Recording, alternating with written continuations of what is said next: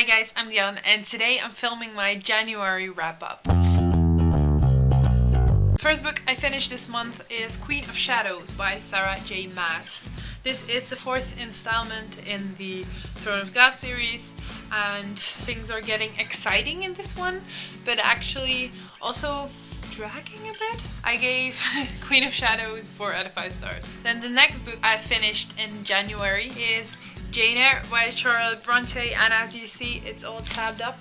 This was actually a reread and I did my presentation for English literature class on Jane Eyre. Jane Eyre is really as wonderful as I remember, and I'm actually working on a bit of a project where I am comparing a lot of cinematic adaptations, so movies and series, and maybe I will do a video on that in the future. If you're interested, leave a comment down below so I know that that is something you would like to see. I really recommend this. It's a bit of a chunker, but it's actually one of the classics I got through the easiest and actually like the most. So Jane Eyre has still got a 5 out of 5 stars for me. Then I read The Power of Vulnerability, Teachings of Authenticity, Connection and Courage by Brené Brown. I read this on audiobook. The Power of Vulnerability deals with topics like being vulnerable and being ashamed, and how shame is actually a big part of why we act the way we act, and Brené kind of goes into that a bit deeper. I learned so much from this book. My only downsides are that Brené uses a lot of filler words, and if you're like me, you listen to your audiobooks like the second you get your new credit, and after like 4 hours of listening, her filler words got really annoying, to be honest. The audiobook is like a recording of her presentation to a large group of people, or like a workshop or something. So sometimes she will be talking to the crowd and being like, and then he made a face like this, but of course we can see it. So later on she kind of picks up on that, I guess, and describes more so we at home can follow as well. But yeah, I really like The Power of Vulnerability and look forward to reading more of Brené Brown's work, and I gave this book 4 out of 5 stars. The next book I finished was Empire of Storms by Sarah J. Maas, which is the 5th installment in the Throne of Glass series. After this, we only have one to go, and then this series is complete. This book left me with this feeling like, why does everyone have to fall in love with one another? Can someone be just single or so? I'm happy for the characters, but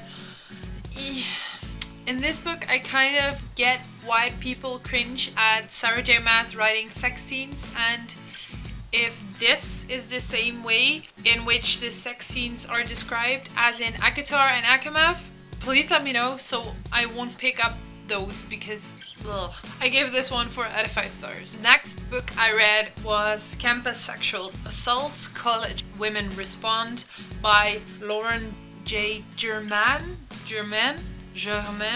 I got this book through Edelweiss. This is a non-fiction book and kind of a case study about sexual assault happening on college campuses. The book really seeks to educate the reader and give us the facts and also some personal stories, I guess, but it's just as objective as it can be. I want to say different chapters cover all the things, like the basics most of us are ignorant of, how agency and identity play a big role, how the people share their stories with friends or family, how they seek justice, things like that. Like everything is really covered, and there's also like demographic stuff, and we really get a lot of transparency in the methodological stuff as well. So it's really open and transparent about how the research is done and why certain decisions have been made. Like we get a really in-depth view of which terms are used and why. For instance, the term rape,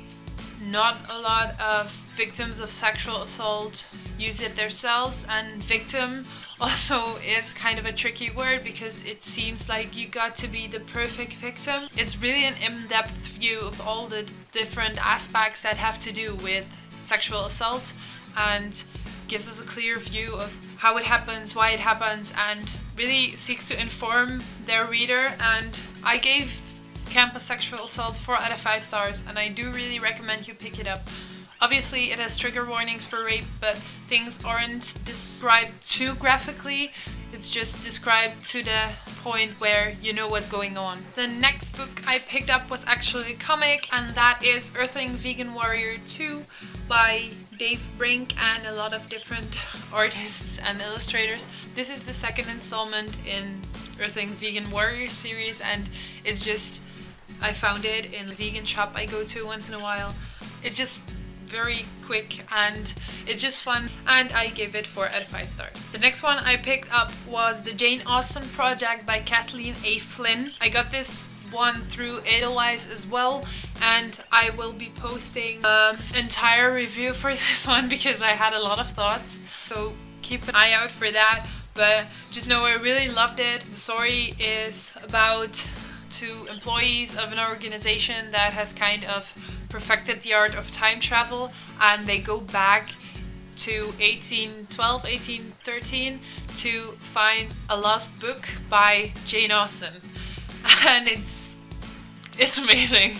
I give it 4 out of 5 stars. Keep an eye out for my review. Next book I read was Forever or A Long Long Time by Kayla Carter. I got this book to Edelweiss as well. I will be doing a full review for this one as well. This one is a children's novel about 2 kids who have been adopted and kind of have a hard time believing that the place they are living now is their forever home. I will be doing a full review, so more thoughts. Then I gave this one 4 out of 5 stars as well. The next book I read was Magic in the City by Heather Dyer, illustrations by Serena Malieu. I got this through Edelweiss as well because I requested way too many books from Edelweiss in December. Magic in the City is a middle grade book about 2 brothers who have to move to London and encounter some magic there. It's really quick read. The writing style is really light and fluffy, and because it's a pretty short book, the characters stay pretty flat, and so do the relationships, which really was a shame because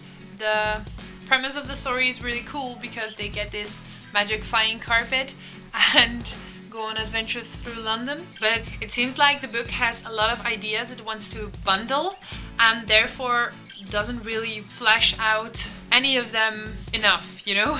Like this could be 2 or 3 books. It really had no depth. I don't think this is something a lot of kids will notice because it is a children's novel, but for an older age it isn't really that insightful.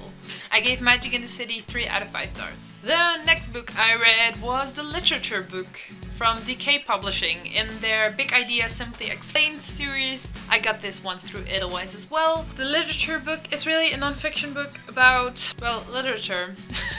It just seeks to be like a non-boring academic book. Because I study literature, of course, part of this was old news for me. But I do study in Belgium, which makes my courses mostly centered on Europe. So it was really cool to see that they kind of got important text from all continents and all cultures. There's a lot of American in here, Asian, African, Australian. It really tries to get all the important works from all areas in the world. So that was really cool. I think it gave a really decent overview of all parts. So that was really cool. Little downsides for it were there are a lot of diagrams and stuff, and sometimes they're really handy and sometimes there are like complete flow charts between characters, and I haven't read this book yet, so I don't know who these characters are. I thought it was just unnecessary. And then it's a stupid itty bitty thing, but the book mentions magic realism as a genre, but here on BookTube everybody calls it magical realism, so that was really weird. But yeah, I also discovered new authors from other continents, and I learned that one of like the books I've been looking for has a genre name, and that is the campus novel. It's just a novel set on a campus, but I don't know, maybe that now I have a term for it, I can find more books. If you have any books that are set on a college or university campus, please leave them down below because I've been looking for those books so much. It just seems like a hole in the market, I guess. There are a lot of books, like when you search for academic or something on Goodreads, you get all the boring academic books, you know. I gave the literature book 3 out of 5 stars, and I would absolutely recommend this to flick through, but obviously it wasn't really a good book to just read from beginning to end. The next one I read was All Birds Have Anxiety by Kathy Hopeman. Hopeman? I'm going with Hopeman. I got this one through Edelweiss as well. This is a children's novel, really more of a picture book, I think. It's about anxiety and it combines text, but like really quite little text, like 2 sentences per page, with like a picture of a bird, and then describes what anxiety is and how to deal with it, and that you're not alone, basically. It was a really cool book. What I did miss was like a bit more nuance. The book is really like, we experience this and then we sleep badly and but that makes it seem like if you don't live up to one of those criteria, you don't have anxiety or what. It needs a bit more nuance. Another missed opportunity was like a little bit context, because it doesn't have like preface or something, so it's just random pictures of birds, but we never get told why the birds are there. Just the title, All Birds Have Anxiety, and then you're told a story about anxiety. But maybe it should just have like a 6-line preface with All birds have anxiety, see how they deal with it, or something like that. I don't know, just a little more context. But yeah, I like this and I give it 3 out of 5 stars. I swear we're almost there. The next one I read was Die frühen Gedichte by Rainer Maria Rilke. This is a short book of poems. It was okay. I'm really picky with poetry. There are a few poems in here I really like, but most of them are just meh. So I gave this 2 out of 5 stars. The one I like the most is this one. Du wacher Wald inmitten wehen Wintern, hast du ein Frühlingsfühlen dir erkühnt, und leise lässest du dein Silber sintern, damit ich seh, wie deine Sehnsucht grünt. Und wie mich weiter deine Wege führen, erkenne ich kein Wohin und kein Woher, und weiß, vor deinen tiefen waren Türen und sind nicht mehr. And then the last book I read, Meester Bart op zijn best. This is a Dutch book. It's an autobiography, I guess, but more of a collection of columns, essays. Bart is a teacher in Amsterdam and he teaches a lot of children of other ethnicities and has been writing columns in a Dutch newspaper for quite some time now. And this is like a bundle of his quotes and columns. Some of them really hit home, guys. His writing style is light and easy to understand, and because it's columns all bundled up, the chapters are like really short and you can easily read one in between things you're doing. Overall, he is really anti-racist, anti-discrimination, and tries to be as accepting and supporting of his pupils as he can be, and he tells us about the good things and the bad, and I think that's really important because he just breaks some taboo, you know, like we can talk about this and this and this, it's okay. Yeah, I would like to recommend this book to you, but it's only out in Dutch, so I hope it gets translated sometime. But yeah, this was really cool. So Dutchies, get on this, really. So yeah, those were all my books for January. I actually read quite a lot, and I'm also happy that when you watch this, my exams are finally done. I am going on a holiday to Malta with some friends, so that's really cool. And then like right when I get back, my new semester starts, so that will be a busy time. So I really have to get on my reading challenges, guys. But yeah, we'll see. How has your first reading month been? I will see you guys soon. Bye.